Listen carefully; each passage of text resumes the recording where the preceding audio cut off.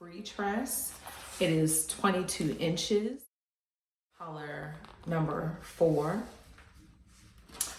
Color number 2. The 2 and the 4 together.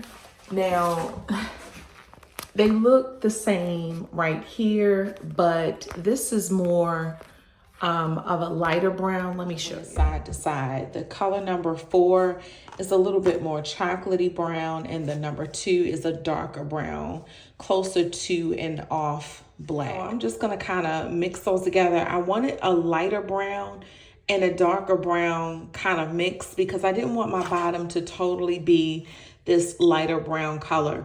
Now, when you're dealing with lighter colors like 613, which is a platinum blonde, and any kind of color, it's better for it to be a softer color that's going to be the darker color like this 4. You don't have to get the 2. That's just my preference, and I'm going to mix those 2 together. It just looks better with the other colors.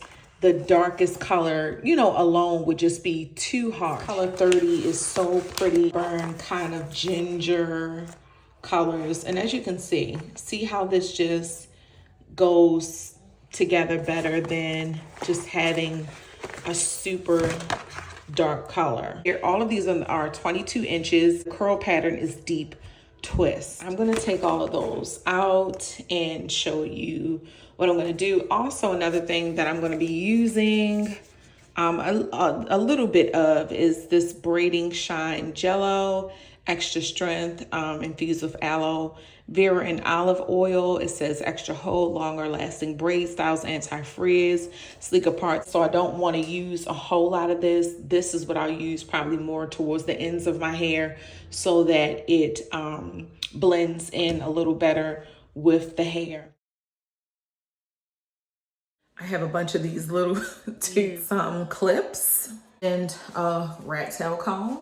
There's that color 430 and 613. Just cut this hair in half.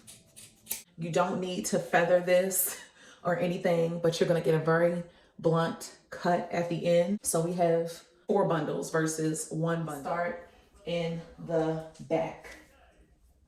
All right. I'm not all about perfect parts and all of that.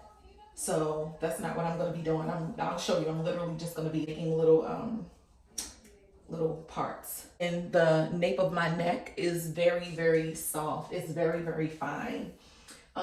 So that is prone to slippage, but we're going to work it out. So just how you saw me do that is how I'm going to do that.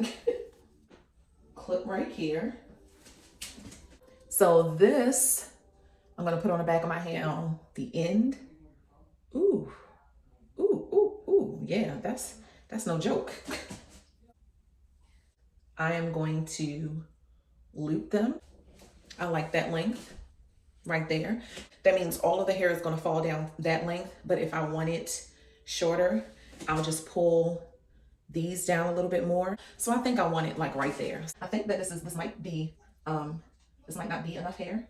I don't know. And so this is the moment of the magic where you leave one of those babies out and then continue with your plait. Some people pull out 2 strands in the back. I'm gonna start off with 1. Because I just want to, you know, make sure that this doesn't get ridiculously full. But okay, so we've gotten past my hair. So I'm gonna go down, braid a little bit more down to here because this is not my hair. Ooh. I think it came out, yeah. And I'm not gonna use my finger. Just gonna use this plastic. So I know that I can, you know, cut it right there because my hair is nowhere near there. The little curl that is out as well. Some are probably smaller, some are probably bigger. It is what it is. I'm getting a little bit of this. And at first I wasn't gonna put it at the top, but actually it does good with going on the top.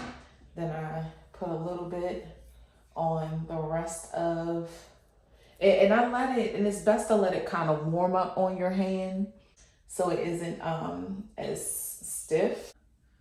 And I've also kind of been cornrow plaiting. So it's like, it's one little space for a plait, but I've been making a really slight small cornrow. And that is so that the hair will not come out. And so I get over here, and this is a nice little thick piece. I will just slap that over the top of my head and keep braiding. Well, plait. You'll see that there are a little of those pieces out right there from looping the hair. I just cut them off. Well, you can see I've got the majority of the back done. And here I'm just going over the same thing I went over before so that you can really get a closer look into the technique. For the back, I've been adding the color number 2 and 4 together. Just grabbing a few pieces of each and just plaiting the hair into my hair. Again, I am pulling out one piece of hair. It was probably like 3 plaits in the back that I pulled out, probably 2 pieces, but it wasn't a lot. The purpose of just pulling out that one piece is because it's already a super full hairstyle. So you don't really need to pull out 2 and 3 strands in the back, or it will be too full. You don't want to waste any hair or your time by having to thin all that hair out. Just one strand of hair. And of course, do not forget to moisturize your own hair. I understand you might want to hurry up and get this hairstyle in, get it popping, but please make sure that your hair is taken care of. I deep conditioned my hair and washed my hair before I put it in.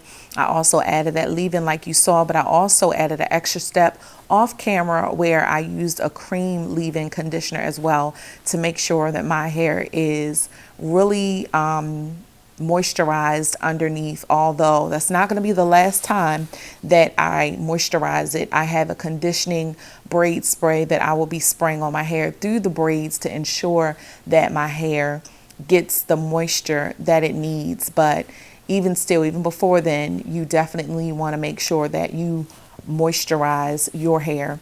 You also saw that I used some of the braiding gel directly on the synthetic hair. And the reason for this is because there's already, we've already cut the hair in half and looped it. So there's different lengths that you're dealing with. And that braiding gel helps to smooth out the hair and cause less of these little frays that you have to cut out, and makes it easier to just blend your hair while braiding it, although you have all of those different lengths. Another thing that I want to share when it comes to doing these plaits is once you add the hair, you've looped the hair and all of that good stuff, you're going to make sure that you have it braided a few times before you pull one of those pieces out. You see how I didn't, braid it too far down, and I didn't pull the piece out when it was too far up. If you just loop the hair around and pull the hair up as soon as you attach the hair, you risk the pieces that you pulled out coming out or falling out. You want to make sure that your hair is secured in the plait before you take out that loop, and you don't want to go too far down at the top. Now in the back, it doesn't really matter because you aren't going to see that, but what really makes the beautiful waterfall curls and make it look like it's, just a bomb curly weave or something like that is the fact that you are taking those pieces out closer to the top. So again, you just want to make sure that it is secure, and you can pull out the second one, not too far after you braid down or a little further after you braid down. It is up to you, but you don't want to pull the second one down, out too far down. But when I'm at that front, I make sure that those pieces are definitely coming out and going to fall out towards the front of my face. Also, be sure that you don't pull out a short piece from one of the loops that where it was cut in half. Make sure that you are pulling the longer pieces. Some of those short pieces will get tangled up in there or be hiding in there because, well, for me it did, especially because I used some of that braiding gel. So I didn't notice that some of the shorter pieces were in there, but as I went through and cut off some of the frays, I saw some of the shorter pieces and I cut it out. You also want to make sure that none of your hair comes out in those pieces and you accidentally cut those pieces. Like sometimes, you know, the curl gets stretched out or whatever like that, and you're just like, okay, I'm going to cut it out. Or when you're ready to cut the hair out, you may say, hey, I'm going to cut this. Being as though my hair is blonde, I might not see in the front that my hair is mixed in with that, so I just wouldn't chance it. So the moral of the story is be careful out here in these streets when you are pulling out those two pieces. Another thing that I like about this method that you've already seen is the glue. There's another method of sealing the braid where they take a very, very thin piece of hair and wrap it and keep tying it and making a knot. I think that this way with the glue made it look more seamless, and so that's why I chose to do the nail glue. And I'm going to come back and do a part 2 to this video on installing, where I really go into color placement for those of you who are interested.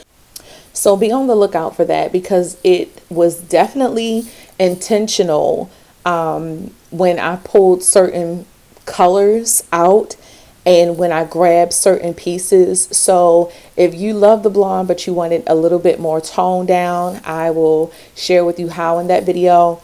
If you may have noticed that you are too heavy of one color on one side, I'll explain to you how you even out that color and just get a beautiful color blend, because it does matter where you put the colors and how much hair that you grab. I'm not going to make it super deep. It's not complicated. However, that is a technique, but it's easy to learn, okay? If you take your time, you can definitely do it. So I hope this was helpful for those of you who are going to take that step to doing your own tree braids. Until the next video, be blessed. Stay blessed. How about that?